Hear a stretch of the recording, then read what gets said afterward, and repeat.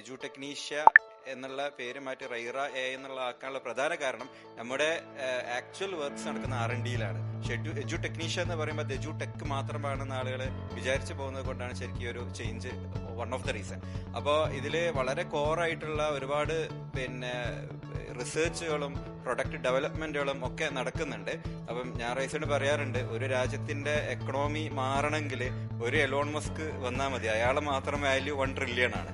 അപ്പൊ അതുപോലെയുള്ള ഒരു കമ്പനി ആയിട്ട് നമ്മൾ വലുതായിട്ടുണ്ടെങ്കിൽ അത് നമ്മളൊരു കുറച്ച് ഇൻഡിവിജ്വൽസിനോ അവരുടെ ഫാമിലിക്കോ മാത്രം ഒതുങ്ങുന്നതാവില്ല അതിന്റെ ഒരു റിസൾട്ട്. അത് മൊത്തം നാഷൻ ബിൽഡിങ്ങിന്റെ ഒരു കോർ ഡെവലപ്മെന്റിന്റെ ഭാഗമായിട്ട് നമുക്ക് ഇതിനെ മാറ്റണം. എസ്പെഷ്യലി ഇപ്പോൾ ഈ ഒരു AI ഇൻഡസ്ട്രിയിലൊക്കെ നമുക്കറിയാം, ഇപ്പൊ ക്ലൗഡിന്റെ മിത്തോസിന്റെ ഒക്കെ പുതിയ വേർഷൻ വേറെ കൺട്രിയിലേക്ക് കൊടുക്കരുത് എന്നാണ് പറഞ്ഞിട്ടുള്ളത്. അപ്പൊ ഇതൊരു തരം ഒരു സ്ലേവറിയിലേക്ക് തേർഡ് വേൾഡ് കൺട്രീസിനെയും ഡെവലപ്പിംഗ് കൺട്രീസിനെയും ഡെവലപ്ഡ് കൺട്രീസ് ഒരു ഇതാക്കാനുള്ള ഒരു ശ്രമം എന്തായാലും ഉണ്ട്. അപ്പൊ ഒരു AI ഒരു സോവർണിറ്റി എന്നുള്ളത് നമുക്കൊരു നാഷണൽ സെക്യൂരിറ്റിന്റെ ഒരു ഭാഗമായിട്ട് മാറുന്ന ഈ ഒരു സ്ഥിതിയിൽ നമ്മുടെ ഉള്ളിൽ നിന്ന് ഇൻഡിജീനസ് ആയിട്ടുള്ള പ്രൊഡക്റ്റുകൾ ഡെവലപ്പ് ആവണം. ഇൻഡിജീനസ് ആയിട്ടുള്ള ഇങ്ങനെയുള്ള എല്ലാ സർവീസുകളും നമുക്ക് ഇവിടെ ലഭ്യമാവണം. നമ്മൾ ഡാറ്റ പുറത്തേക്ക് പോകുന്നത് വരെ നമുക്ക് തടയാൻ കഴിയണം എന്നുള്ള ഒരു നാഷണൽ ഇൻട്രസ്റ്റിൽ നമ്മൾ മുന്നോട്ട് പോവുകയാണ്. അപ്പൊ അതിന് ഈ ഒരു മൈൽ സ്റ്റോണിൽ